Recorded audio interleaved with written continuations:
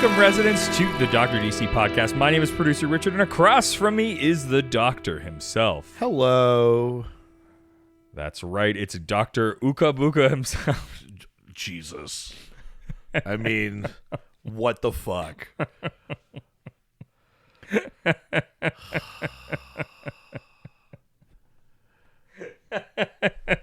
It's so fucked up.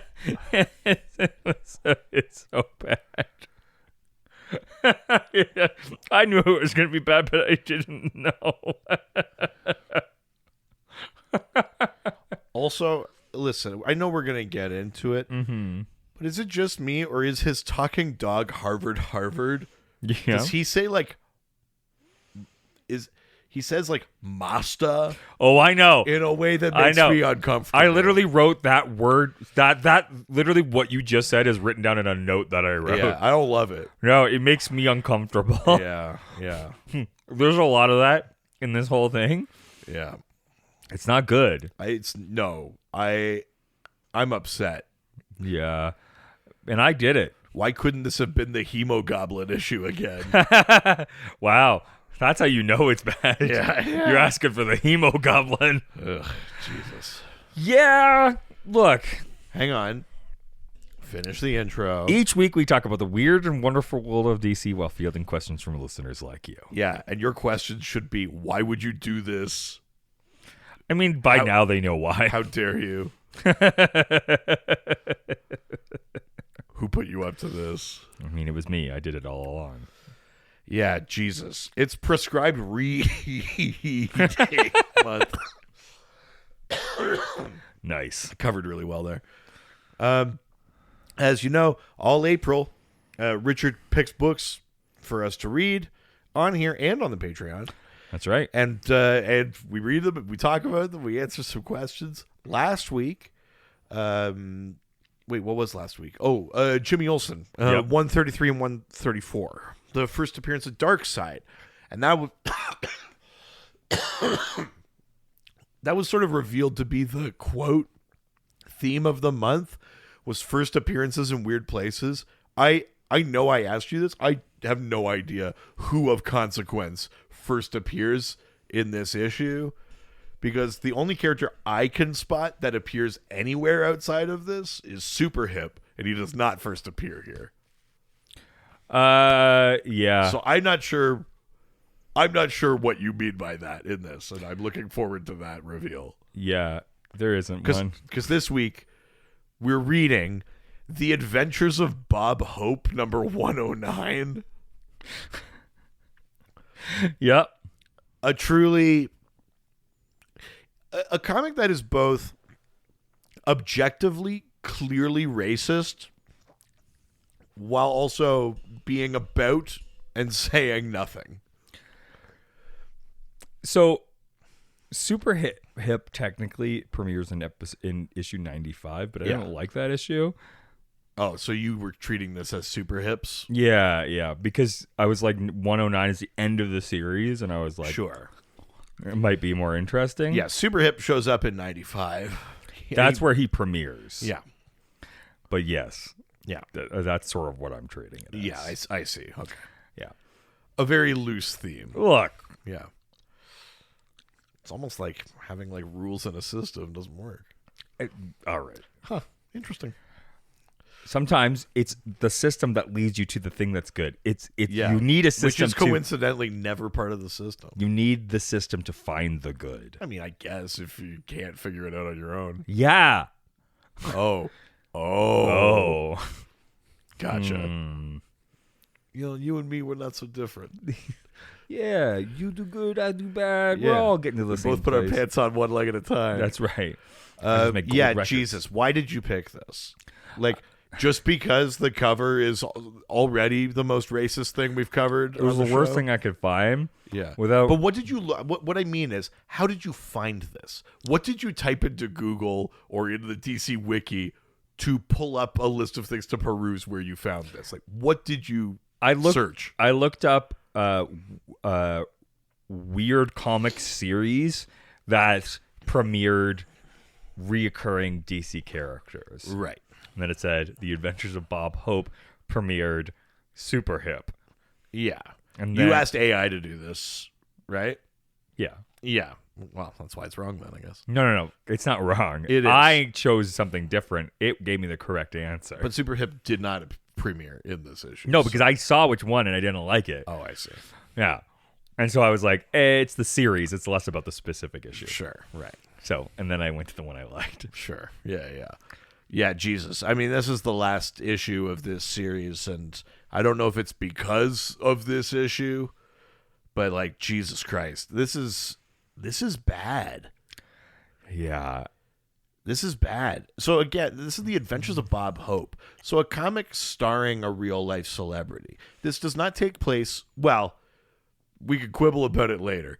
It doesn't technically take place in the DC universe. Bob Hope isn't like, oh, hey, Superman, or like Yes. whatever. Super Hip does, as a character, eventually cross over to Doom Patrol and shows up Yes. like 2 or 3 more times, little cameo appearances in things. But this, it's just a comic that's supposed to be funny that stars someone supposedly funny. But like, the adventures are meaningless. I did a little bit of reading about this series, and I know the earlier issues were more just like regular comic adventures, but by this point, we're in the series, like late in the series, yeah. there's like fucking like monsters. Oh, yeah. And a talking dog. And yeah, his nephew, when he gets angry, turns into Super Hip, this like kind of groovy fucking guy. It's so stupid. It's so stupid. And it feels like everything is just so like they can name a guy Dr. Uka Buka and like yeah, I don't they go to man, do you want to talk about this? Did you actually want to get into the actual issue? Yes, why don't you take us through this, cuz I have thoughts. Sure. I'll bring us through it. I'm just Jesus gonna pull Christ. up my notes here, but because what I find interesting is that like this was actually like a marketing ploy to get Bob Hope like in front of kids. Well, yeah, I mean, a lot of celebrity comics sort of came from the thing where for a bit in the 50s, like superheroes had sort of gone down in popularity, and you needed something that was like comics code safe. And you're like, oh, so just like like celebrities on like comedian adventures. So there's the adventures of Dean Martin and Jerry Lewis. Like, there's a long list of like celebrity comics, not just at DC, but at Marvel and stuff like that too. And it was always like this kind of like, here's a recognizable figure. It was like doing like a sitcom in comic form. Yes. Almost, What I know? think Like, is funny is that like Jerry Lewis makes sense.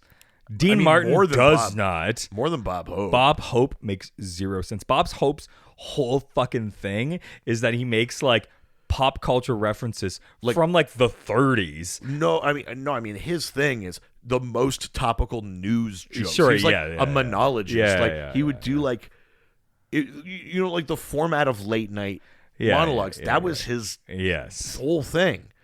Yeah. He would do just monologue jokes. It's so not for this format. No, it's brutal. It does not make sense So, to you know, have him. Why are you even here? You know, like So this series was written by Arnold Drake, who you may know for his work on Doom Patrol, which yes, is why it's Super why Hip Super obviously Hip crosses yeah. over. And Bob Oxner. Yeah.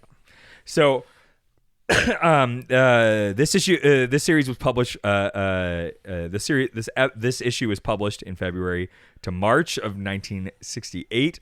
This issue lands in the groovy late 60s. Yeah, that's cool. Reflecting the era's humor, I think. I mean, heavy quotes. around the word But I humor, think like would say. adult humor, but trying to make it for kids, which again makes no sense. I mean, I'll be honest. I'm not even sure that this is attempting jokes. There is. I need to be convinced, I think, that this is even pretending to try to be funny. The worst part is, and I don't know if the way you read it allowed for this, but there's like a section in it where they do like just like quick jokes from Bob Hope, Yeah. and they're so bad. they're not great. They're like embarrassingly bad. They're not good. No, they're not good. But let's start walking through this. So Sure. the cover of this book, God. you see there it's so there's like a monkey dressed in like a straw headdress and a skull necklace and bracelet. I mean, I'm going to tell you something right now. I think you might be racist. I'm not convinced that's a monkey. What do you mean? I think it's a person. No, it's a monkey. Are we sure? Yeah. Because this is what I was worried Because about. the monkey's part of the monster squad. I know, but I was worried about this the whole time. No, because they show people in this, so you know that there's a distinction. No, the monkey's not part of the Monster Squad. He's on the island. No, he's not. Isn't he? No, he's part of the. Who could care? This fucking issue. Though it is funny because he does say Von Trouble, which just makes it feel like is this an Eastern European monkey? Yeah, which I guess would make him part of the Monster Squad. Yes. Yeah. So we have a Frankenstein who's holding an axe. Yeah. And has frilly pom poms in his hair. And there's a man in a tribal mask also holding an axe. Bob Hope is saying the bust of him is stupid looking. Great joke, Bob. Yeah. So we then get into the action. Bob Hope didn't even write his own jokes. He's not writing shit for this. No. So getting into it, the title is There a Witch Doctor in the House? Okay. I don't know how you read this, but actually just before the title and we get into this, there is like defend yourself with the martial arts thing? Ketsugo. Only Yes. $1.25. Yes. Money back guarantee. Be unbeatable in the art of unarmed self-defense. Yes. It's such like a staple of old comic book things. I do It's love like, that. Send away to learn a martial art. I do love it's just that. very funny. Here's the thing, like witch doctors very specifically didn't exist, but witch doctor, the term is in reference to African culture. Yep, and this is supposed to be Pacific Islands. Yes. And then it's all right. I'll say the thing and then I'll break it down. Okay. So Bob Hope is there in a speech bubble and he says, "Come with us to a Pacific island, to a Pacific island." They never specific. Doesn't matter. They're all the same. Yeah. We'll draw them the same way. Yeah. It's a strange scene, man.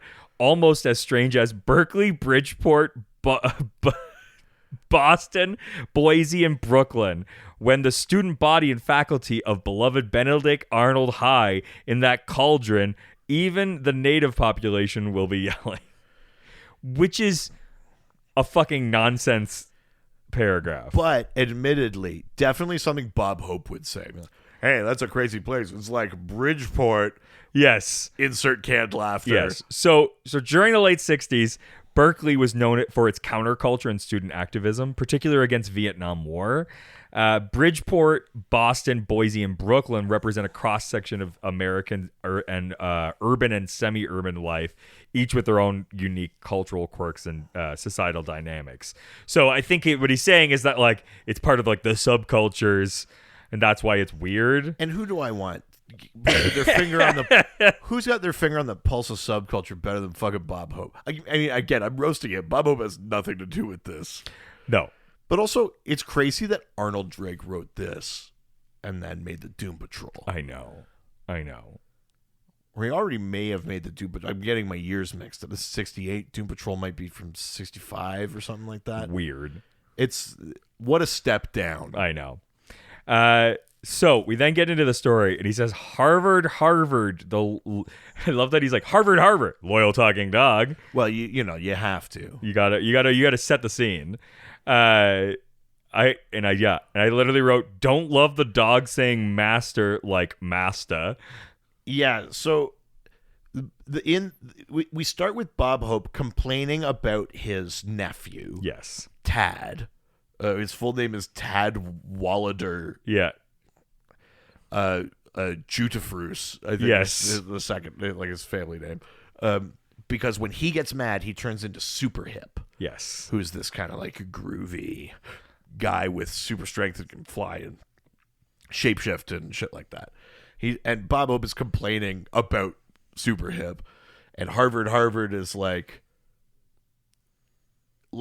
he's trying to untangle yarn? Yes. Is he doing like a cat's cradle? I don't know what's happening. In He's this sewing scene. a sweater. Oh, right. Yeah, Sorry, yeah. But here's a really odd line, which is that he gets kind of tangled up in the yarn, but the dog does say that makes 2 strangulation victims in this house. But he's like not being strangled, but also who's the other one? I mean, okay, this is a real stretch, but do you think it's the spider in that panel?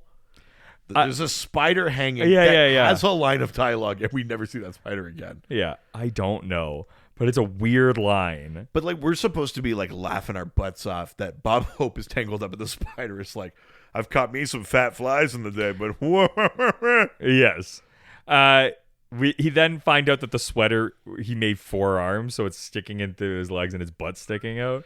Yeah, because Harvard is a talking dog, a smart talking dog. He's got an IQ of 171 just in his tail. He's knit a sweater, but he's knitted it for a dog. It has 4 arms. Oh, that's why. So when he gives it to Bob Hope, he makes him wear it like a jumper, and then it's got a hole in the butt, right where his undies are. Yeah.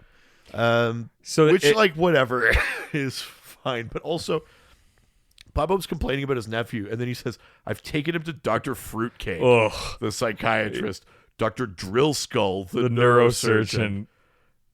And then, personally, I favor Dr. Barker. See a head doctor? No, a veterinarian. He then says, time to take him to Dr. Uka Nuka. Yeah. Nothing wrong here. No, that couldn't be this problematic. Is fine. He then continues to mispronounce that name throughout the rest of the entire series, which I can't tell is offensive or not, because technically the initial name itself is offensive, and so... Well, I mean, it's just like you can't be like bothered to learn the name. He calls him like Oopa Doopa and yes, Scoopa Noopa, or like all through the thing. Yeah. We then a specialist in nervous disorders on a Pacific Isle. That's Dr. Ukanuka. But he's going to be in town. Oh, yeah. Bob's doing a show.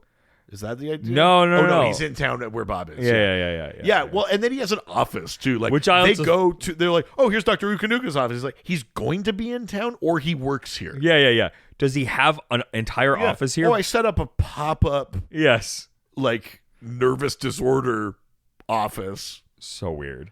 What the fuck's your deal, Ukanuka? We follow the money. Who stands to gain? We then see Tad, who's visiting his girlfriend. Yeah, here's what I will say. I like the way Tad is drawn. Yeah. They make him look so simple. Like, he just has the little bead eyes. Yeah. And, like, a way more geometric, like, square head and face and really heavy outlining. Yeah. I actually really like it. It's a cool design. Because everyone else is drawn the way people are drawn for the most part in, like, a comic from the late 60s, early 70s. Yeah. Like, his girlfriend looks like any female character from a comic from this era. You know, Bob Hope, because of his signature kind of, like, nose and chin, ends up looking like a little bit like a Riley Rossmo drawing. Yeah, a little bit. Which is sort of funny. But I do kind of like how Tad is drawn. If I'm going to give any credit, positive here, it's that I enjoy that it makes him look so simple. Yeah. You know? And the idea is that it's like Tad's a bit of a... He's with a knockout. Yes. I don't get it. Tad's a bit of like a dork. Yes. And he's showing up his girlfriend. He's like, I've been really getting into the Pacific Islands, not specific. Even more. He's studying the social structure of certain Pacific Island tribes. Yeah. Be like, but why? Which Tad? ones? And why? Yes. There's no context for any of this.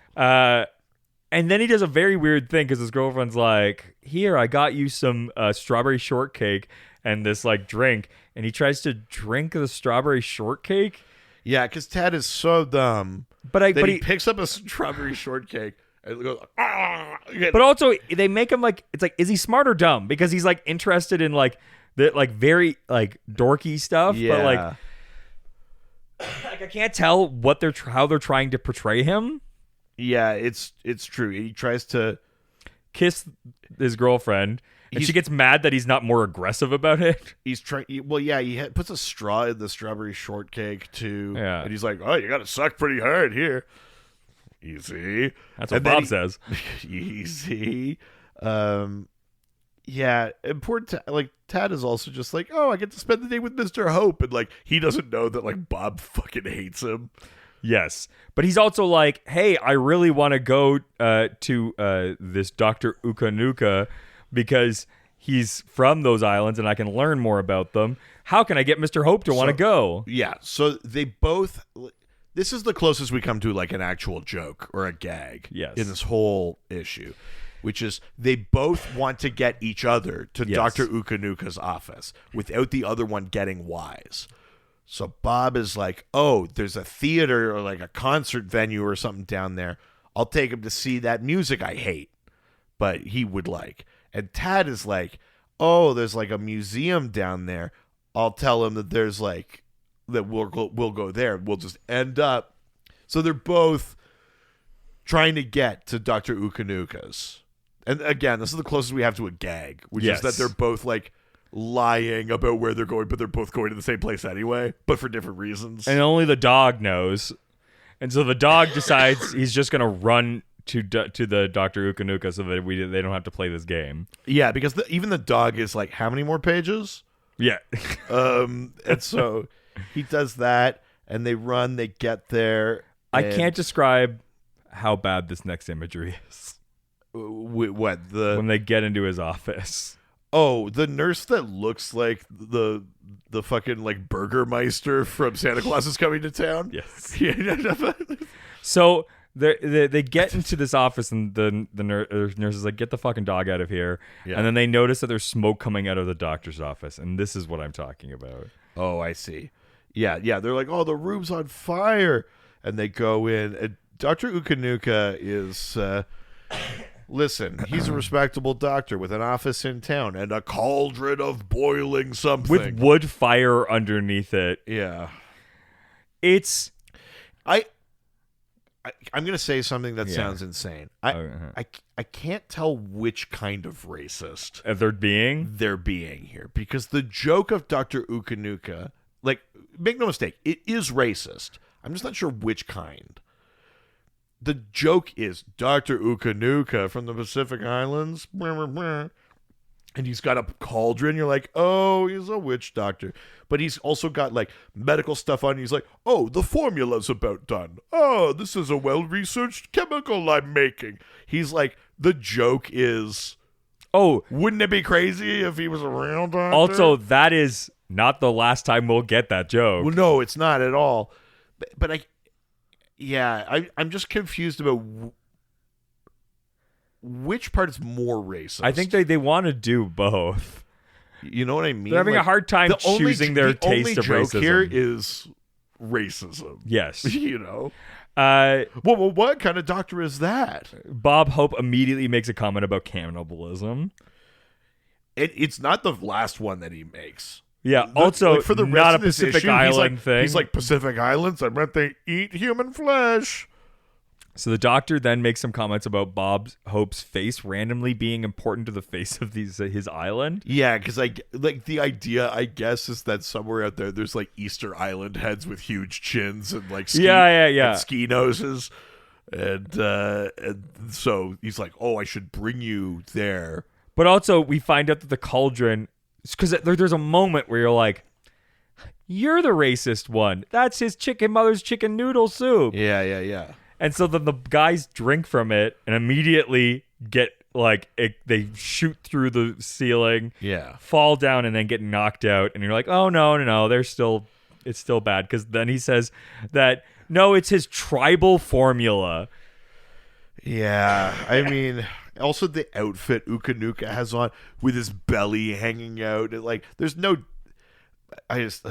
Jesus Christ. This fucking... So then, even though the guys were... He was like...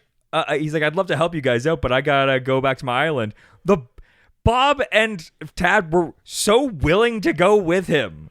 Like, but then he still knocks him out and drags them on the plane. Here's the thing. Yeah, they're knocked out. They're like stuck in the ceiling. I do like the gag of where there's still the they ceiling. cut the bit out of the ceiling and they're carrying them to the plane. But I hate that. Even though they're pilots, Dr. Ukanuka is in a suit now. Yes. But everyone carrying Bob and Tad, the pilots, the mechanics, loincloths. yes, Exclusively.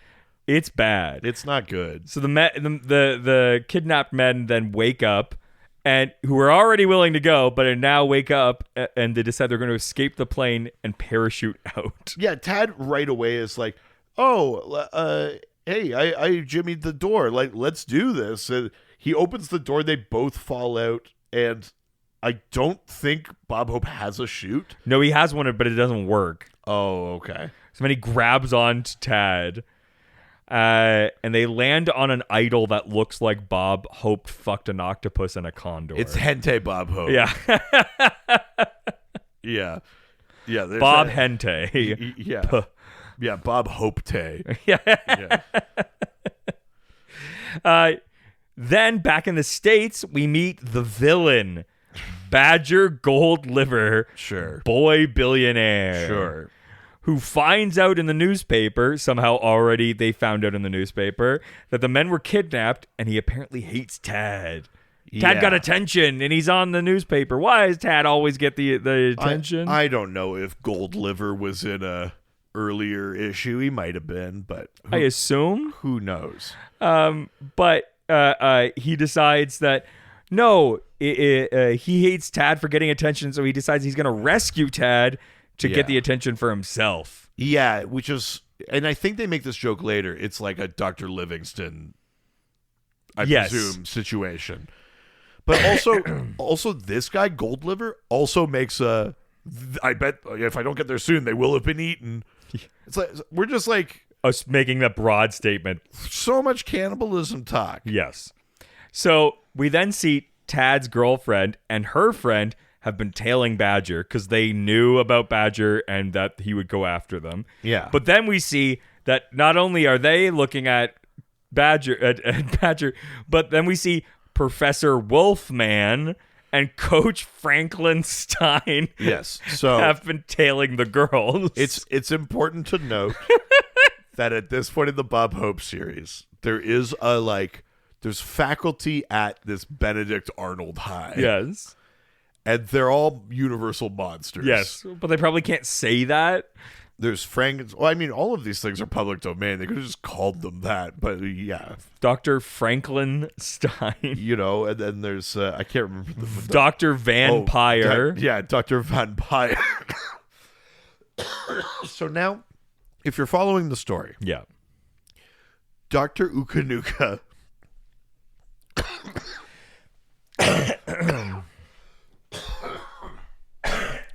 Dr. Ukanuka and his entourage, Yeah. even though Bob Hope and Tad escaped the plane, basically successfully got them to the Pacific Islands. Yeah. So Dr. Ukanuka, Bob Hope, Tad, Harvard the talking dog, Yeah. Gold Liver the jealous boy billionaire, the girlfriend's friend, Frankenstein the Wolfman, and a vampire Yeah. are now part of this adventure to the Pacific Islands. Yep. And why?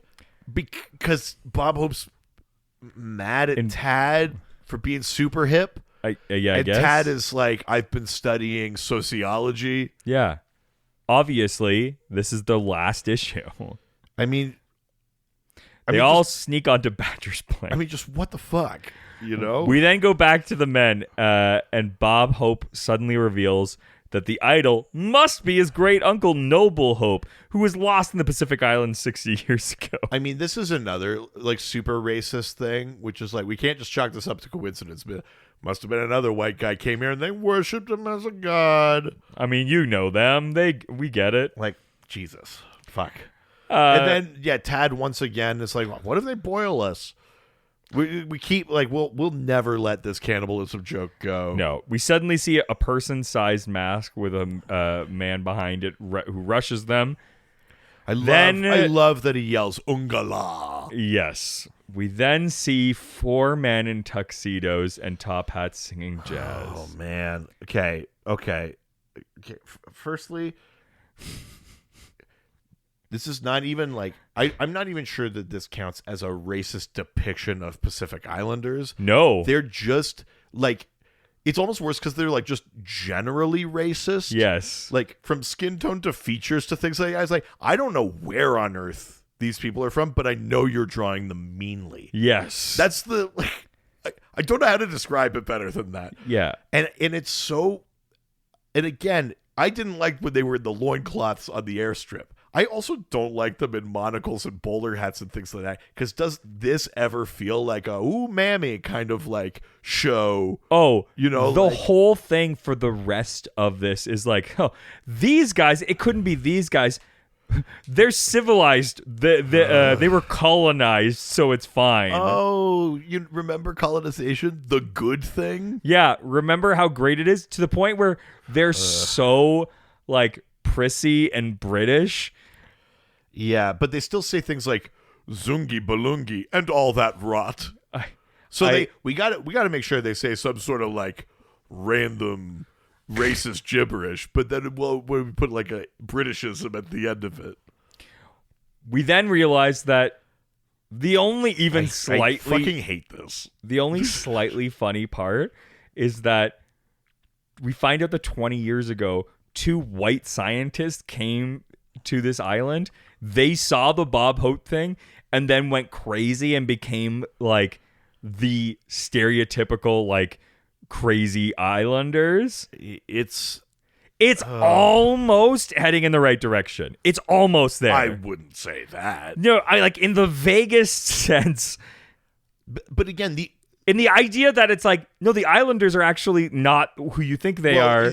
Like they do the flip thing, but again, it all boils down to what is the joke? It's that some people are real people and some people are hilarious savages. Yes. And that's the only joke in this entire issue, and they can only play it that way, where it's like, I bet you were thinking this guy's a savage. Nope, he's making soup.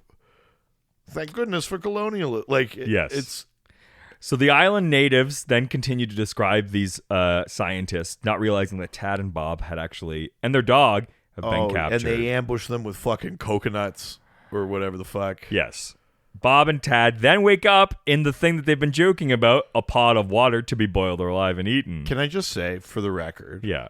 that I love the panel right after they get conked on the head with coconuts. Are you talking about the Bob's gags? No. They get strung up by Yeah, their yeah, feet, yeah, right? yeah. You know, like a classic, Yeah. jungle trap kind of thing. But it's Tad hanging upside down unconscious, Bob hanging upside down unconscious, and Harvard hanging Yes. by his feet unconscious. Like, man, that's fucked. It's just very funny. It is fun. I got to take the moments as I get them. Sure. So, yeah, they wake up in a pot of water, and the white scientists are the ones who are boiling them alive to eat them. Yeah. We then see Tad's girlfriend and her friend, Dr. Vampire, the Wolfman or Monkey or whatever, and Badger sneaking up on the colonized locals Yeah, Jesus. who are Yeah. terrified by the clearly universal monsters sneaking up on them. As they're sneaking up, they're like, by the way, Mr. Hope, do you take cream or lemon with your tea? It's like, It's fucking insane. it's the only joke we have. Yeah. Then Tad transforms into a superhero. So, again, Tad's powers activate when he gets, like, agitated. yeah. And so Bob Hope has to outrage him. He has to be like, isn't this crazy? Barbarians, Yeah. savages, like it's, it's pretty bad. But yeah, Tad turns into Super Hip. Or as I like to call him, Rex Manning. Super Hip has like this like ruffly, Austin Powers, like purple and ruffled very shirt. Austin Powers-y kind of vibe. It's totally the thing that it's riffing on. Yeah. Well, sorry, it's not riffing on Austin Powers, but it and Austin Powers are riffing on the same thing. It's Rex Manning. Yeah. And he's got like a ukulele guitar kind of thing, and he can fly, and he's like, yes, everything's great. And he beats the shit out of the He shapeshifts. scientists. Well, he shapeshifts into a pot of honey, and then a bellows. and then a bunch of bees chase the one Yeah, guy yeah, because yeah. he pours honey on them. And then he shapeshifts into a bellows, and he blows the other guy into like a radio. But little does he know that the one weakness of Super Hip is Lawrence Welk. Lawrence So Welk funny. music So will funny. make Super Hip turn back into Tad. So, And so he knocks into this gramophone and starts playing a Lawrence Welk record. And all I do like Super Hip going like, "Oh, my heart!" Like it's such an aggressive reaction. He's not just like, "I can't hold my form." He's like, "My heart, yeah. my brain." Lawrence Welk is his kryptonite. Oh yeah, it's killing him. Yeah, so funny. Yeah. But because of that, somebody else I gets to just become want to read super this hip. line though. He goes, "Ah, my heart, my brain can't see.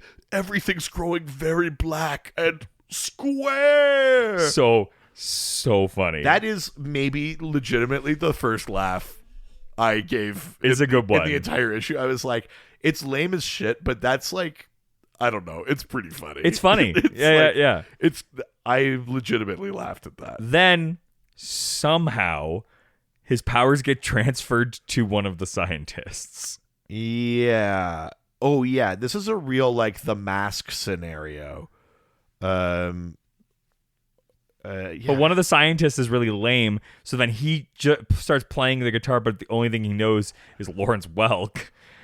But I do like that all the monsters start crying from hearing Lawrence Welk. Yeah, Lawrence Welk, real butt of the joke here. Oh, to like an insane degree. yeah, like get fucked. That's like Lawrence. their like Nickelback, I guess, at the time. Yeah, Yes, yeah. Yeah, so the one scientist that had become a quote barbarian in the woods now becomes super hip, is playing like bad music or whatever. He's playing the Lawrence Welk music. Yeah. Everyone's going nuts and like holding their heads and shit like that. And then It fries the fucking super hip out of him. yeah, Or kills him. I don't really know. the Fiend tried to play a Lawrence Welk song on Super Hip's guitar. That's sure a disaster. All the explanation we need. Yeah. Tad is there. Then Badger comes and he saved them all. So Tad decides they need to be friends now. Yeah. And Badger's like, cool, that's all I ever wanted. And it's the end of the issue. Yeah, it's like fucking fine, man. Did you read the Liz comic that's I didn't. in there too? No, I didn't. Okay. Yeah. What a fucking bonkers. This existed. This was a DC exclusive. It's okay. Obviously, it's bad. It's bad. It's racist. Oh, yeah. It's unfunny even by the standard of that era. Oh, yeah. It's for no one. It's for nobody. Yeah. Like Bob Hope was a performer in the like 30s and 40s Yeah, and yeah. shit. I mean, he continued performing. He wasn't done. But it's like if you're in 1968, He's still not like, he's not the top of the charts any longer. not if you're a kid. Yeah. He was the guy that would go like, the Beatles, they're like I saw a specific Bob Hope joke that was like, the Beatles are on a plane on their way to America. They were heard that they were 40 pounds overweight, and that's just their hair. Yes. Which is like, so comics this juvenile couldn't possibly be aimed at the people No. who like Bob Hope. No. And I don't know what the modern day equivalent to this would be, which, you know what I mean? Like young kids run into the comic book store and you're like 10 years old and you pick up a comic and it's like, oh, it's my favorite, like, Carlos Mencia like, No, you know this, what? like, comic is like too old and irrelevant for your, like Russell Peters, like who would it even be? It would be Tim Allen in Fortnite. The new skin. That's the funniest shit in the world. Tim Allen in Fortnite.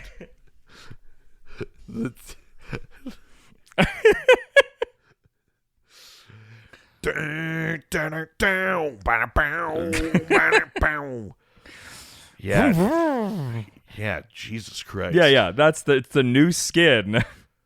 I mean, That's funny. Yes, but I mean that's You could have a whole Tim Allen pack of skins. Yeah, You get yeah, Tim the yeah, Toolman Taylor. Al You Borland. get Santa Claus. Oh, Tim Allen. different You Tims. get Yeah, Buzz yeah. Lightyear. Of course. Yeah. I like that. Yeah. Yeah. You get It's Last Man Standing. I Tim guess. Allen. Yeah. This is the thing. Yeah, you get his. You're right. That's exactly what it is, and I'll never forget that. It's kids who are just like, is he talking about being manly? Yeah, you go, is he a comedian? Is his even? his jokes about being manly? Yeah, exactly. Yeah.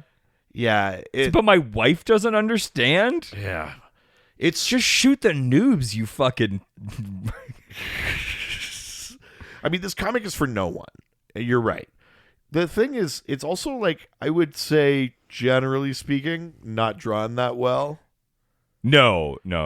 It's drawn kind of like a newspaper comic, to be honest, at points. Yeah, I mean, it almost certainly was a rush job. There's no way that these things were like planned out. Oh yeah, they're not putting deep amounts of time into the Adventures of Bob Hope. Totally. Yeah. Oh yeah. I barely read. It's too much text. There's a whole page that's Bob's gag bag. And I was couldn't. Like, oh, is it going to be jokes? And it's like, no. What about a wall of text? It's a stream of consciousness. I mean, he was a monologist, so I kind of get it. But it's like, It's a stream of consciousness, like sort of like they're like little mini stories, but there's no separation of them all, and it's kind of just like quips. Yeah. I think the most baffling thing for me in this, beyond the racism, is just that. And this is not the only comic that has this problem, but this era of celebrity comics is like what is it? Like, your main character is just a guy in a black suit with a receding hairline. Yeah. And he has to go like, whoa, zoinks! And like do big like jumps and pratfalls and get stuck in a ceiling and like, strung up and like tangled in a thing and wear a sweater the wrong way. Like, that's not even Bob Hope comedy. Like, Bob Hope, Maybe Jerry Lewis. that would make more sense. But like, Bob Hope was not physical comedy. No. So why is that part of this comic? Like, shouldn't it be that every time something happens, you just cut to Bob and he goes, I can't believe it. Yeah. He gives a quip. And even if it's still not funny, it's recognizably Bob Hope. Yes. Like, that's the most baffling thing of this to me. Yeah, I mean, I don't get it. What's the point? And I don't even understand, like, what is the premise of this adventure? Oh yeah, there is no point to it. Like, if we're like, we got to do an issue, it's got to be funny and silly. What's going to happen here? And you go, like, this would be, I'd need a lot more than 109 issues to have to get to this idea. I mean, this is the thing. It doesn't feel like the culmination of a work of 109 issues. No, it feels like there was meant to be more issues. And it was Yes. like, you know what we should call This it. is fine. Yeah. We're done here. It's like, but not even 110? Nope. No, it's better this way. Yeah. Let's end on an odd number. I do like the way Tad is drawn. Yeah. That is one thing in the art where Sure. I'm like, It's the one redeeming thing in this entire thing. that's interesting. And Tad's girlfriend's hot. Tad's drawn that way.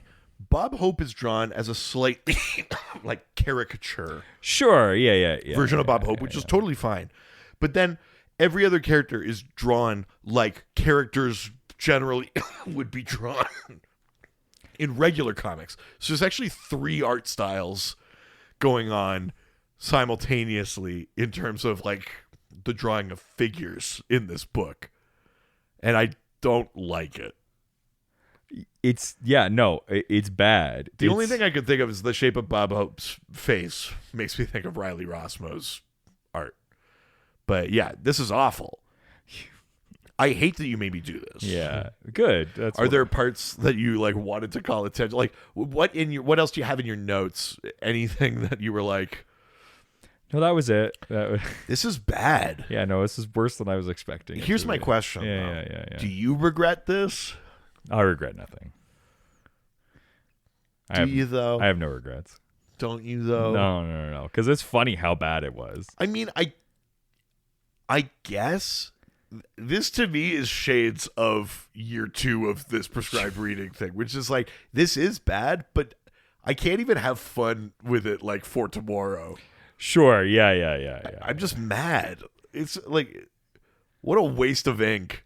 Like, That's the worst thing you've ever said about And something. that's how I feel. Oh my God. Yeah.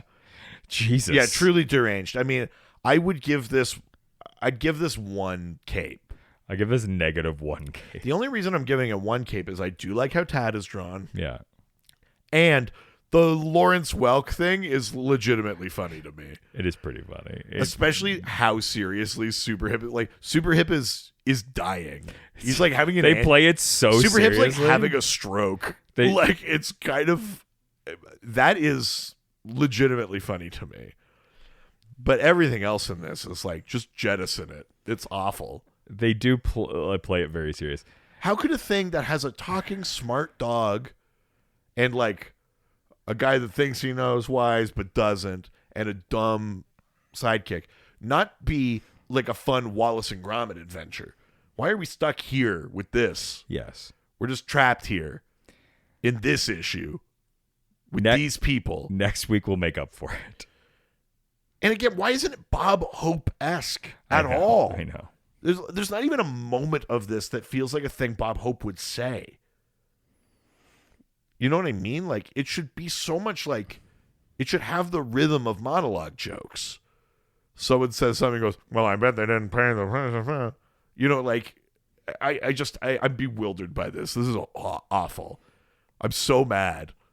Good. Why would you do this? To make up with next week. Jesus. You'll like next week. I mean, I will like next week, but for fuck's sakes. Well, you know what? Look, you got to sometimes take your medicine so that you can have a little bit of dessert. That's nope. Although I think I'm getting a window into your childhood. Yeah. Where medicine is the dessert. Yeah. Wait. Oh no. That's right. Double the medicine. Oh no. Double the fun. A spoonful of medicine makes the medicine go down. The medicine goes... This show is sponsored by BetterHelp. This time of the year can be tough. It's cold and dark outside, and you feel like you're all peopled out. How do you set boundaries and give yourself the alone time you need? Most people don't have an endless social battery. Therapy can help you listen to your body and give yourself the time to recharge. In the past few years, I have made choices that have improved every part of my life, and I honestly wouldn't have been able to do any of it without therapy. Through therapy, I have gained confidence and learned to draw important boundaries. If you want to make things better or just a bit easier, or you want somebody to talk to, give BetterHelp a try.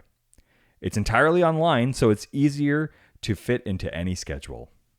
Just fill out a brief questionnaire to get matched with a licensed therapist. And you can even switch therapists anytime for no additional charge. Find your social sweet spot with BetterHelp. Visit betterhelp.com/DrDC today to get 10% off your first month. That's BetterHelp, HELP.com/DRDC. All right. Well, with that, why don't we get some questions about Bob Hope and celebrities in comics? Fuck, sure. Starting with Facebook. Go to the face and the book. Go to the Facebook. Hey, come on, cheer up, Buttercup. I mean, like, it's fine. I'm not like mad, but it's like, what are we doing? Braden Ketty asked, look, this is part of it. Just deal with it. I want you to know, I'm going to answer all these questions as racistly as I can. I can't wait. Yeah, so what does Dr. Ukanuka have to ask? Braden Ketty asks. I think we said the same thing. Bruda Canuta asks, Jesus Christ. Which DC character could rival Bob Hope as a golfer? Bob Hope, famous passion for golf. Famous passion for golf. Very well known for it. Very good, generally, golfer, I think. For someone who's not like a pro golfer. Yes. What's a DC character that we think would be good at golf? I'm going to go out there. I'm going to say it's Oliver Queen. Sure. He's rich and he's known for his aim. Sure. Like, he has like the hand eye, all that kind of stuff. Oliver Queen must have a great golf swing. He's got to be relatively accurate. He's built. He's like strong. He probably has a solid drive. I'd say Oliver Queen would probably do well playing golf with Bob Hope. Catman. Interesting. Just like a reflexes thing. Well, and I think that he's like a sort of like a gentleman's gentleman kind of like thief kind of guy. Well, I mean that. Are you thinking of like this? There's like an older Like version. Thomas Blake. Yeah, that character's changed a little bit. He's now more like a rough and tumble bisexual anti-hero. Yeah, maybe not that version of him. But The original, that or Bruce. I mean, yeah. Yeah, I mean, obvious answers are any of the rich characters, I guess. Yeah. I think Bruce would have to be just to like play up the game. But I don't think he would let himself win. I feel like part of the Bruce persona is like, oh, I go golfing all the time. I'm mostly here for the cart girl, though. And he's like getting martinis on like the eighth tee, and it hooks left into the woods, and he's like, whatever. As he's in the woods, he like, then turns into Batman. Yeah. How about this? We play $10,000 a stroke, and he's like, whatever. It's $10,000. You know what I mean? Like, sure. That to me is part of like the Bruce persona. Sure. Yeah, so Batman, because he's Batman, would obviously be good at it, but I don't think he ever lets himself. Sure. Right? Yeah. All right. Let's go to the next question. Sure. Which means we're leaving Facebook and heading over to Blue Sky. Hey there, Mr. Blue Sky. There we go. Who asks? It's from Dunka Jaufa. Oh, yeah, you're still doing Uka Nuka names? Yep. Yeah, you started it. Yeah. If DC revived their Adventure of line today, which comedians would they feature? Right. So they had Adventures of Bob Hope, obviously. There's Adventures of Jerry Lewis. Yeah. Adventures of Dean Martin. Totally. I think Dean Martin and Jerry Lewis might have also shared a title for a bit. Sure. But it was this kind of idea of like just silly comedy comics featuring, famous comedians. I think there's one very obvious answer. Adventures of Jerry Seinfeld. Oh, I was going to say John Mulaney, but sure. But I'm trying to put them like things kids too old for kids. Oh, but I was trying to say if I was trying to go on your Tim Allen and Fortnite. Sure, yeah. I was trying to come up with like an actually good idea, but yeah, I hear what you're saying. But hear me out. Yeah. Jerry Seinfeld has a very specific kind of humor, and it's the observational thing. So as long as you're not doing what this Bob Hope comic does, and you actually put any of the comic like comedian themselves into it, then you do like a. I mean, I guess I'm just describing putting Seinfeld in a comic form. Yes. Yeah. The one I would love is The Adventures of James Acaster. I think that would be fun. That's interesting. Yeah, That's good. Yeah, The Adventures of John Mulaney, I think, is maybe too dark. If we're being honest. If we're doing like a young or like a Nick Kroll. I mean, I think the problem is that it was always too dark for John Mulaney. Yeah. No, that's fair. Yeah, you got to go with someone like less, The Adventures of Louis C.K. Oh no, Louis C.K. Why are you around that bush? Ugh. How come all these comics take place in the same hotel room? God, what's another comedian that would be good for this? I mean, this is more my personal taste, but I would go with like The Adventures of Patton Oswalt. If every adventure was that Patton Oswalt accidentally ends up in like something sci-fi, like he's like going grocery shopping, he trips through a portal into like fucking Mad Max or something. He's like, oh shit! It's like always some sort of pop culture thing. I do love that. The Adventures of Patton Oswalt might be the one I'm gonna hang my hat on a little bit. I mean, that is just good. Again, though, I think we're doing more work on this than they ever did on these, which is like, should it be at all adjacent to that comedian's interests or their comedy? I mean, this is the problem. It's that they didn't put any thought into it. Yeah. I can't think of anybody James else. Acaster's good too. Yeah. I mean, and suitably absurd. Yes. Like if you think of like that bit in Repertoire where he's the undercover cop. But yeah, that's why I'm like, he feels like Acaster's a good pick. the right, like, he's already kind of a cartoon character. Yeah, You know? he would be good for it, and I could picture him going like what, like Yes. jumping with lines and stuff like that. You know, Well, I don't know how did that happen. is that your Acaster? Yeah. Give me another Acaster. Give me calm Acaster. So, I went to go bake the cake. It's I mean, here it is. it's both better than I was expecting, and also the closest you've ever come to nailing Michael Caine.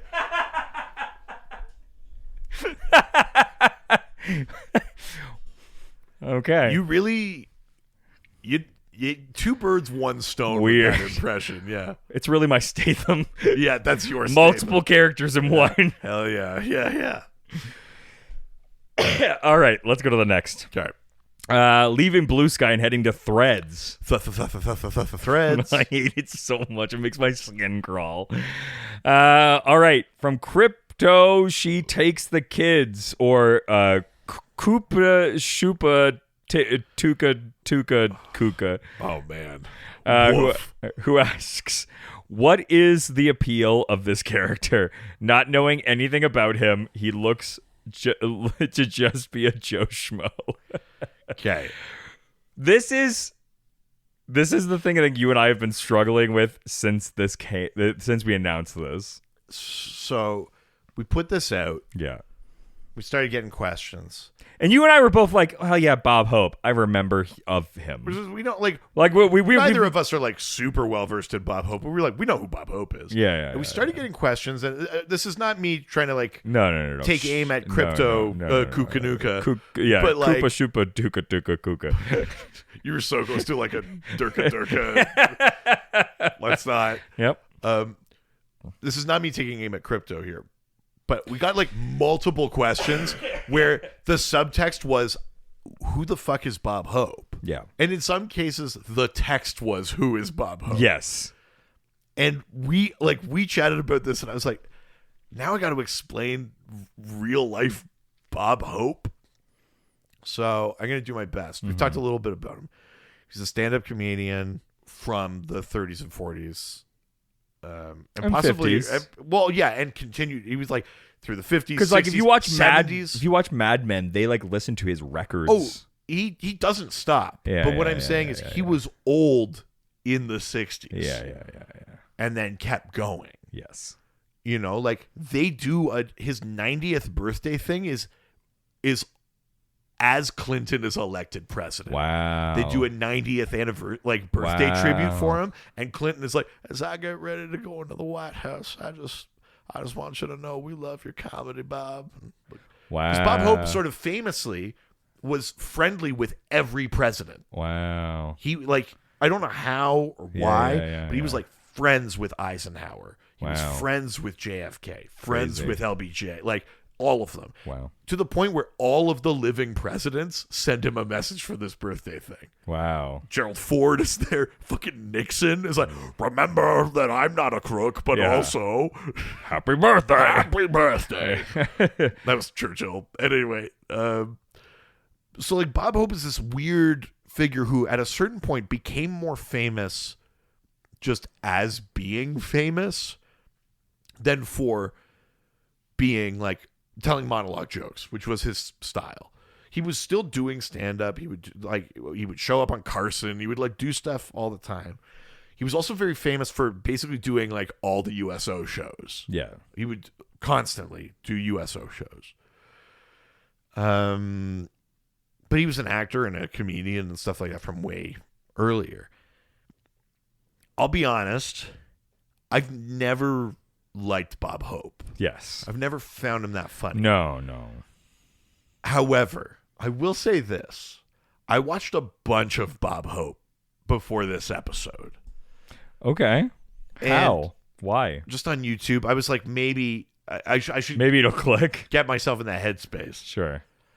And I will say, there's something inherently unlikable about him. Because I think if you gave even some of these jokes to like Milton Berle, I'd be like, these are funnier. Like, you could take an old comedian doing kind of corny setup punchline jokes, and I'd like it better if it wasn't Bob Hope doing it. And the other piece to this is Bob Hope, very famously, almost exclusively, did not write his own jokes. Really? He had writers. He had a team of writers. And his thing was about being topical. If it was in the news, I saw this interview where this one female writer was like, her husband was a cop. There was an earthquake or something in New York or something like that. He got a call to like that they were calling them in because they needed emergency services and stuff. She had gotten a call from Bob saying, write some jokes about the earthquake. Her call came first. Wow. That's how she tells the story. So it was all about topicality. Something's in the news, you talk about it, you do these jokes. And when I say monologue, it's like late night monologues. You know, they go, so did you see this thing in the blah, blah, blah, blah, blah? Anyway, I guess that's why he, like, truly set up punchline. That was how he told jokes. But he didn't write his own. He had writers. And so I will say so that you go like, so anyone could do this. Yeah, so yeah. what are you bringing to this? I will say he's a better actor than he was a comedian. I agree. Yeah. I actually did a lot of stuff with Bing Crosby. I really like his movie, The Lemon Drop Kid. Probably his biggest Yeah, movie. yeah. Probably It's the a very biggest fun one. Christmas movie. Yeah, that one's pretty big. He's definitely a better actor than a comedian. Yeah. The other thing, as I was like looking up stuff, famously, Carson did not like Bob Hope. Really? A lot of the stuff that I read was like Carson respected Bob, but did not like him. And it's because Bob Hope was maybe the only person famous enough and valuable enough that Carson couldn't get his way. And secondly, Bob Hope's whole thing is scripted, tight, no improv. I'm not funny. Yeah. And Carson's thing was being loose and off the cuff. Sure, yeah. And stuff like that. And so anytime Bob Hope was on Carson, it was like these regimented things, and Carson couldn't be funny because he was stuck in these things. And Bob Hope would like show up on Carson and then like tell a couple of bits and then be like, here's clips from my show. And then they would just run clips of him doing stand-up instead of him even just doing it. Oh, wow. So Carson like did not like Bob Hope, but Bob Hope was like constant guest on Carson Because he was so popular. Because NBC loved him, and Carson couldn't say no. Wow. Yeah. Interesting. So at any rate, all of this to say, Bob Hope is he's still like a famous figure, but at a certain point, he was more famous for being Bob Hope than for the thing that made him famous. 100%. You know what I mean? Yeah. Absolutely. So that's who that is. So as far as his character, it's not like I would make the argument based on this issue that this is not Bob No, Hope. it's not. You know what Yeah. I mean? Like, Except for like the caricature. It's a caricature of him. it looks like him, but like but not in action. I'd argue that there's nothing discernibly even Hope-esque about the lines or the delivery. No. You know, like he had a team of writers, but they would write for one voice. You know what I Yes. mean? Or he'd at least be able to deliver it as one, but he'd stitch it together. If he had a skill, maybe that was it. You know what I mean? As a stand-up, there's nothing discernibly Bob Hope about any of this. So Yeah. it's not a character, and it's not him even, which is Yeah. crazy. All right, let's leave Threads and head on over to Instagram. Now we're going to Instagram, take some questions and answer them. First question comes from Keegan Steedman, or as we know him, Kuga Stuba, who asks, how does this issue affect Bob Hope's legacy on the greater DC universe? Do you know what? Yeah? I didn't actually look this up, Yeah. but let me do this very quickly. I'm just going to type Bob Hope DC Wiki. I'm going to see if he makes appearances outside of that book. Yeah. Or if at all. So hang on. Bob Hope. First appearance, Adventures of Bob Hope. Number 1, 1950. Yeah. Just fun fact on the DC Wiki, under his abilities, they put acting, charisma, and singing. Oh, of course.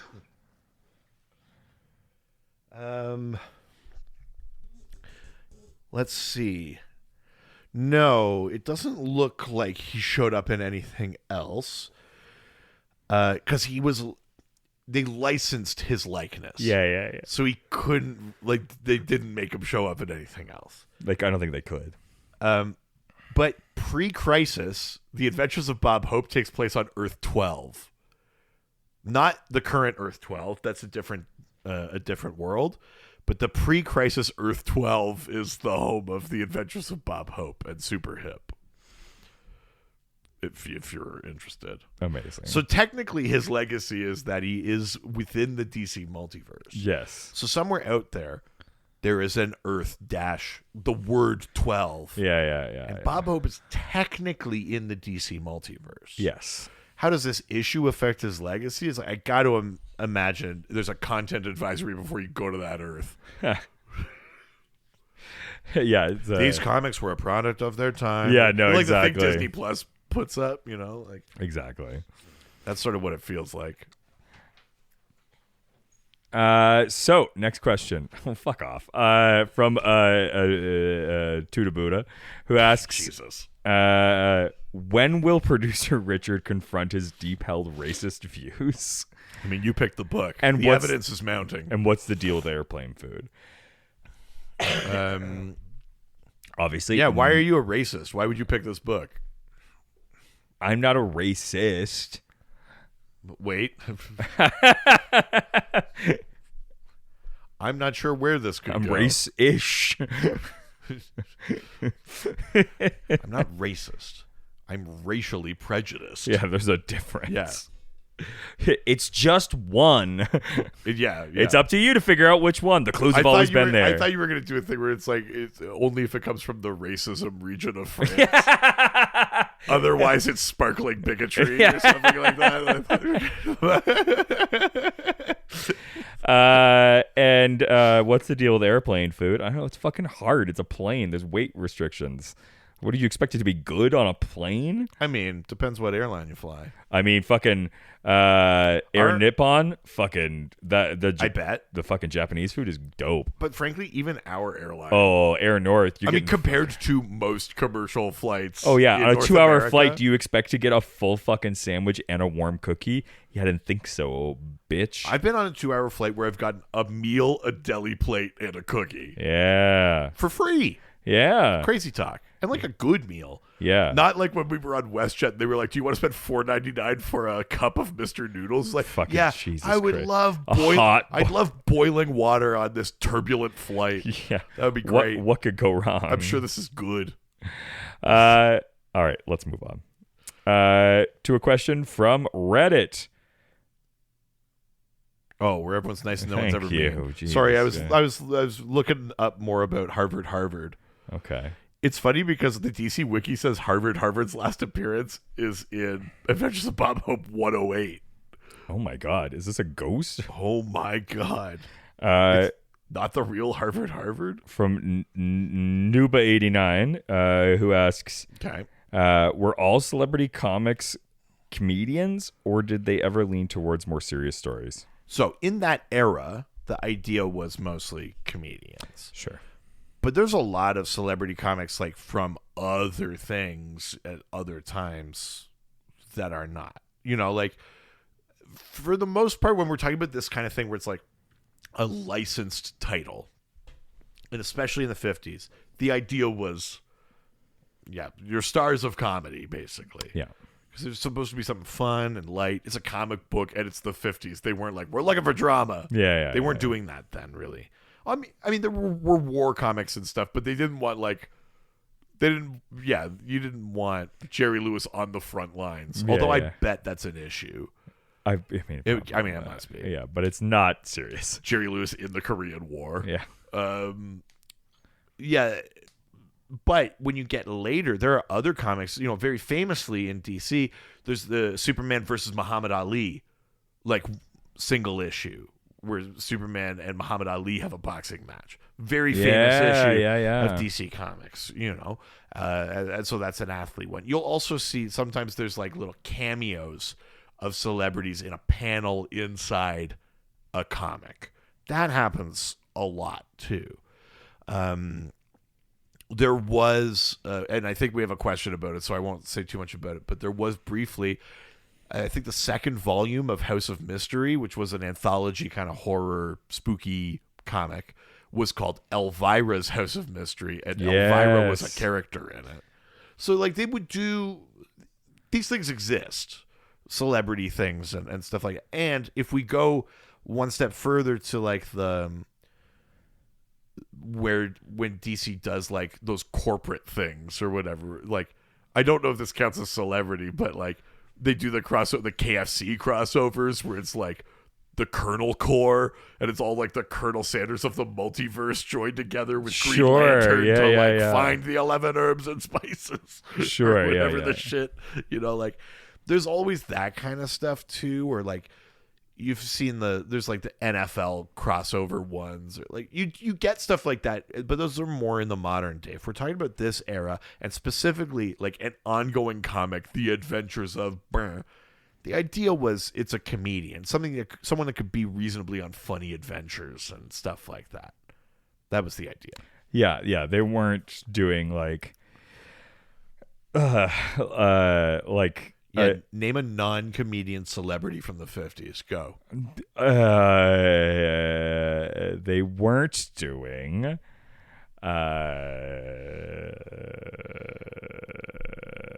The Adventures of Humphrey Bogart. There you go. Although they should have made some fucking like bogey, like noir comic. Although it wouldn't work with the comics code so much, I think, but they should have.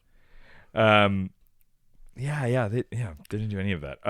All right, let's go to the next question, which means we're leaving the Reddit and we're heading over to the Docscord. Fuck. Docscord with a song. Hang on. And a song in your heart. Hang on. I have a song in my heart. Okay, well then how does it go? Duck Scorty, Scorty, Duck Scorty. Hey, the Duck Scorty. Oh, yeah. Yeah, can you dox me up? Just dox me. You could score me. Yeah, but Dox make me. it doxy. Yeah, hell yeah. That is so stuck in my head. It's fucking Daddy Cop. Good song. It's a really, really good song. Yeah. All right. First question coming to us from Docscord. From Booga Lugahuga, who asks, "Oh no, what do you think the Justice League's reaction was when they found out about their buddy Jared from Subway? Yeah, did a leaguer put him in jail? So they did do like a commercial, like a promotional crossover thing with Jared from Subway. Did they really? Yeah." Oh my god! You know, it's one of those things where it's like it's like that KFC one or whatever. It was a marketing thing that Subway bought into, and the Justice League and Jared solve some sort of sandwich crime. And they like shake his head. They go, "You're a real stand-up guy. Yeah, you could never do anything wrong. Hey, could you babysit for me, Jared?" And you sort of go like, I don't know.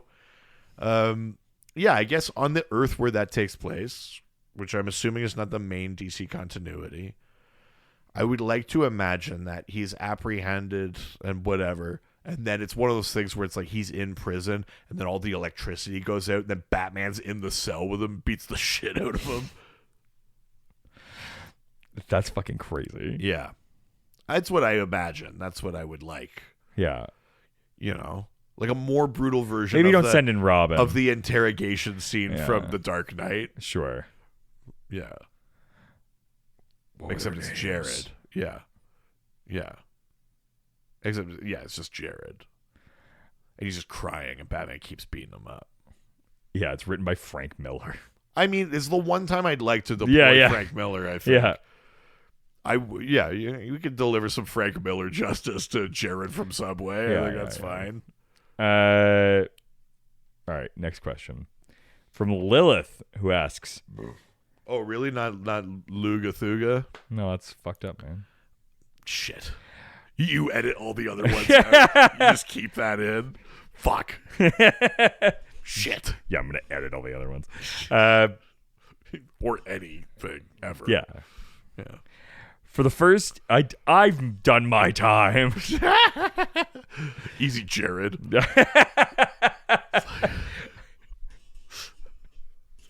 For the first issue of a Marvel comic about them, rock band Kiss incorporated their blood into the red ink. Yeah.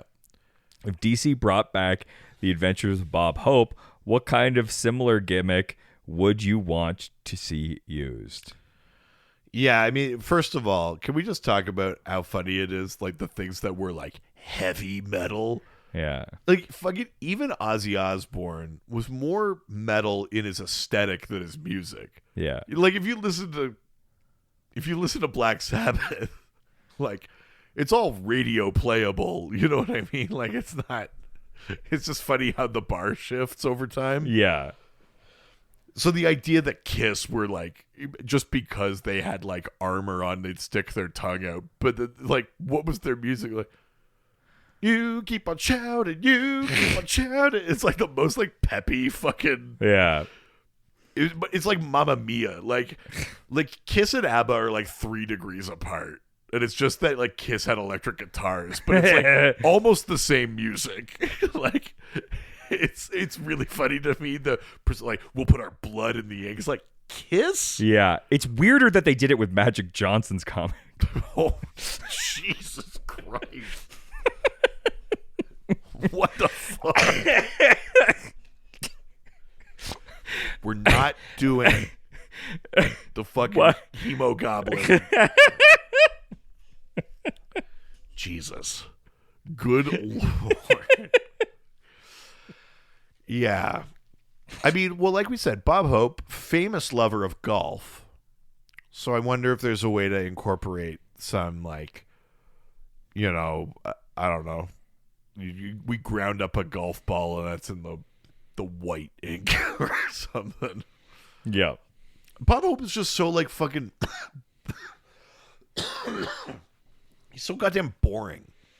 I mean, this is the problem. thing. Yeah. It's like, not. and what's the stuff he was like, at least with Kiss, you go like, fine, our image is metal. We'll put blood in the thing. And like, that feels like a thing. But like, Bob Hope wasn't like famously lascivious. So you can't put his cum in anything. He wasn't like a famous like eater or anything. He was friends with presidents. He played a bunch of golf. He's saying thanks for the memories, not the Fall Out Boy song. Thanks for the memories. Could you imagine? Hey, anyone, listen, I know I'm anti-AI a lot of the time. If you want to do. But could you get me Bob Hope doing thanks for the memories? That's, yeah. That I'm kind of into. Yeah. Yeah, I don't know. What would be like the Bob Hope equivalent of like a gimmick thing they could do for this issue? I guess you could buy it and get a golf club with it. I don't know. Yeah, maybe it's like... Or you get a personalized letter from the president. yeah, that's right. If you send away, like, then Bob Hope will call in all of his chips, and you'll get a letter from the president, just from Bob Hope. Yeah. Bob Hope's opens a drawer full of letters from presidents. He goes, I don't have this one. Yeah. This is just, it's Gerald Ford. No one really knows. Yeah. All of his Jimmy Carter jokes were like, this guy farms peanuts. Like, truly, that's it. That's the end of joke. Yep. Cool, man. All right, let's go to the next question. From Fujimuja, who asks, Okay. you know who it is. I do, actually, yeah. Who asks, if you It's had... Dr. Futamuja to you. Oh, my God. Yeah. If you had to create a modern-day celebrity comic, who would you choose to star in it, and what kind of adventures would they go on? So let's open this up from comedians. Just celebrities. Yeah. Celebrity comic. Mm-hmm. And what kind of adventures? What would you want to see? There's 2 that come to mind. Okay. First, the adventures of post-wrestling career Stone Cold Steve Austin. Yeah. Just like sitting and starting a podcast. Yeah. Just like his brewing company, him like watering plants outside. Yeah. I mean, I like what you're pitching because it's almost a kind of comic that doesn't exist in the mainstream, but it does exist in video games. Like you're pitching a cozy comic. Yeah, yes. which there's got to be a market for. Yeah, there must be. There must be cozy comic. I bet you it's manga. There must be cozy manga. Yeah. If anyone's doing it, it's Stone Cold Steve Austin's cozy manga. That's what I want. Yeah. Okay, that's a good one. What's Yeah. your other one? Or The Adventures of Snooki. Wow. What a out of date. I mean, what more perfect? I mean, yeah. Interesting. Yeah, The Adventures of Snooki. Wouldn't it not? It wouldn't just be the Jersey Shore Adventures. well, It was only Snooki. Some of the cast would come in and out, We'd but get it's the really situation. about it's about Snooki. Pauly though. D. Yeah. Yeah. It's about Snooki trying to like create like a new legal career. She's trying to legally blonde it. Yeah. She's trying to like change her life and stuff like that. Jersey-gally blonde. I mean, it writes itself. I mean, blonde still doesn't work. But Nope. Yeah, Jersey-gally dark hair. I don't know. It's starting to sound like a Bob Hope comic. Yeah, interesting.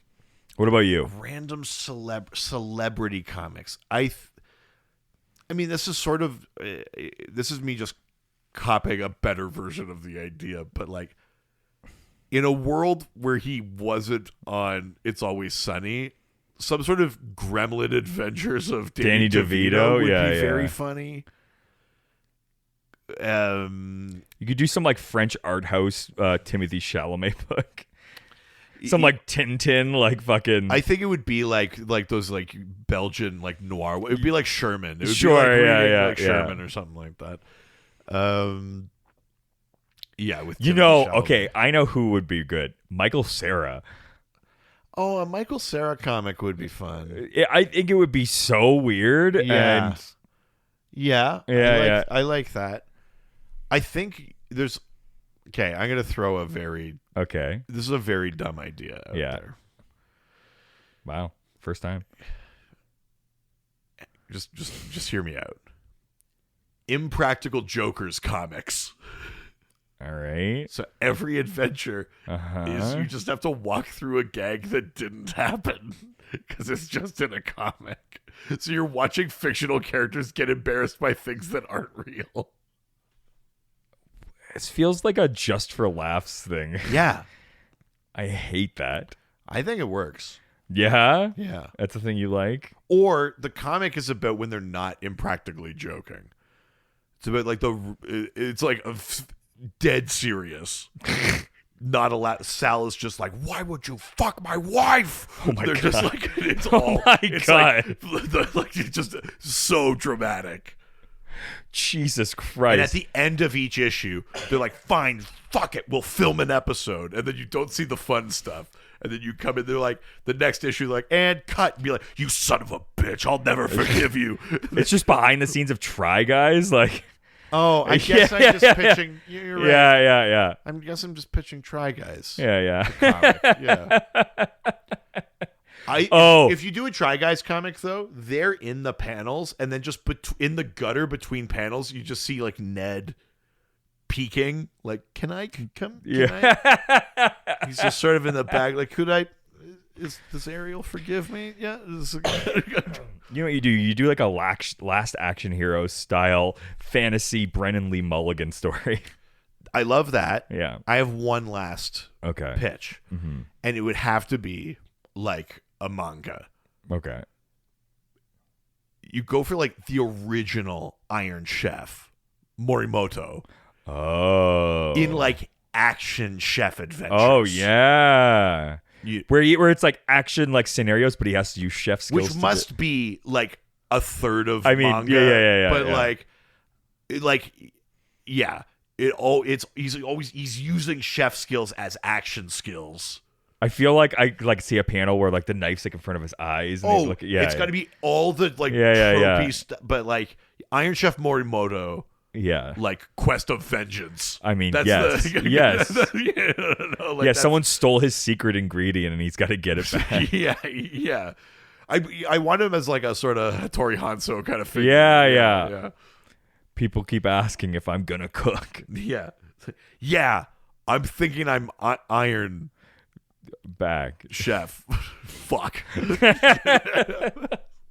Yeah. Nice. Yeah. All right. Next question. Where do from Jugakuga, who ask, where would you rank Elvira in terms of hosts / owners of the House of Mystery owners?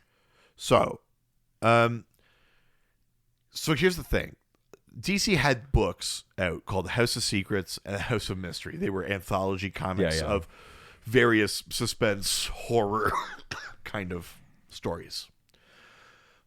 But not only are those the titles of books, but the House of Secrets and the House of Mystery are artifacts in the DC universe. Oh. They both appear in Sandman. The House of Mystery was briefly also the headquarters of the Justice League Dark. Whoa. They're both sentient locations in and out of the real dimension. Yeah. Like they're kind of characters actually in DC. And so House of Cain and Abel like Cain and Abel From Supernatural. Yeah. We're sort of they were little like bookend bits to some of those stories. Okay. It would be like doing like Tales of the Crypt Keeper. Sure. And the Crypt Keeper like introduces us like Cain and Abel would always have these like couple of things or whatever. Yeah. And that's why it's part of Sandman, because you meet Cain and Abel in there. Sure. And they're at the they have the houses there, and it's riffing on the idea that they used to be these little bookend guys and then you turn them into something more. A great kind of gaming thing. But the second version of House of Mystery, which was in the 80s, was, like I said, called Elvira's House of Mysteries, what they bring up in the question. And Elvira, again, was a character Nice. in it. Yeah. She okay. owned the House of Mystery. She was like, welcome, here's a story, but also I'm in the House of Mystery. Like, she was also on a quest, I believe, in that series. She was trying to find something or do something, which means Elvira is canonically in the DC universe. Nice. I love that. Which is pretty fun. She's the most novel owner. Like, Sure. a real life celebrity. Yeah. It's the most like quirky thing. Who's the best one? It's probably Constantine. I loved like it's more of a New 52 thing, to be honest, but I liked the sort of like weird relationship between Constantine and the house. Yeah. Like that I kind of dig. It's hard for me to kind of go anything other than Constantine as like best keeper of the House of Mystery.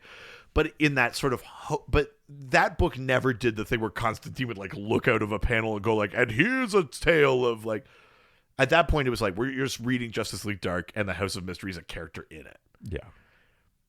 So if you're talking about like who's introing the stories, the Elvira thing is fun. It's the most kind of novel, silly. Cain and Abel are more interesting characters, or like because they're sort of gremlin-y too. Like they barely look like people. Oh, weird. Because weren't they just people? Well, they were, but like they're like small, like gremlin-y, like not small like a dwarf. Like small, like I don't know how to describe it. They look like fantasy characters. Okay. And that's sort of fun too. Yeah. But yeah. Nice. A little bit about the House of Mystery. Love that. Well, that will finish us off. I mean, I'll be the judge of that. Polish off Hitler. Yeah. No, Jack, no. He's a little bit happier, maybe. Yeah. 3, 2, 1. It's a countdown. Yeah, no. I got what you were doing. I guess I could do it from 10. 10. No. 9. Wow. 8. 7. Look at you. 6. 5. 4. 3. Wow, that 2, works. 1. Oh, do you like that? Yeah, I mean, a little bit, yeah. Sort of like me with the German accent? I mean, a little bit, yeah. It's kind of working Perhaps for me. from now on I will be using the German accent. But only when I ask you to do things. Oh, okay. Richard, could you post the episode? Ooga, looga. Oh, no.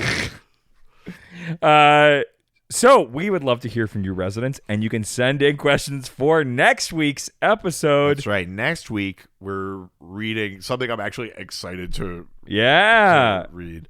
We're reading All American Comics 16, which features, among other stories, it is the first appearance of Alan Scott, the Golden Age Green Lantern. Yeah, baby. Are we only reading that story? Yeah. Or are we reading the whole I mean, thing? we can read the whole thing. Because there's other stories in it. I think there's like a Tex Thompson story in there. Yeah, we can read the whole thing. Yeah, why not? Yeah. So All American Comics number 16, which is from 1940 or 41. So send your questions about All American Comics, characters that appeared in All American Comics, Alan Scott Green Lantern, and also that specific story and origin and things like that. Absolutely. Send those questions. You can reach out to us through our various social media platforms. Dr. DC Podcast anywhere. Give us a 5-star review and we'll read it on the show. Subscribe to our Patreon. Patreon.com/DrDC, a $1, $5, $7 level. They all give you access to the Discord, our amazing Discord fan community. And at the higher levels, you get bonus episodes. All through Prescribed Reading Month on the Double Dose, we are reading basically like non-superhero comics. Yeah. Can't even say non-big two because we did read a Vertigo comic last week. Yeah. I mean, technically not. But like we're creator owned. Yeah. Like we're like something with the indie feel. We read Day Tripper last week. This week we're reading, I don't remember actually. Blankets. That's right. Yeah, I mean come here for like why would they do this bullshit. Go over there for like serious, introspective, emotional brilliance, and us like dissecting art.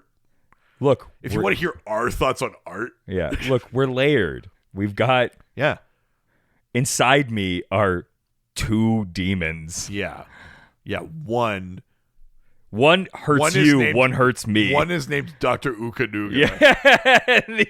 the other one is a professor of sociology and human resources. Yeah. He's a real like humanities buff. Yeah. But yeah, so we're doing that over there, and then at the highest level, there's bonus series, Toretto Talks, Bonding Time, Cerebros, rewatching all your favorite franchises. Yep, not a and single problematic person. Us. It's fine. It's good. The Rock would be a good celebrity to get his own comic. I mean, if it wasn't written by him or he had no involvement in it. He would. Here's the thing.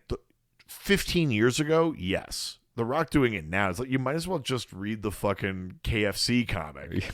It's like, oh, cool, LeBrand did a thing. The Rock is just the trades. Like, like it's just financial statements. Yeah.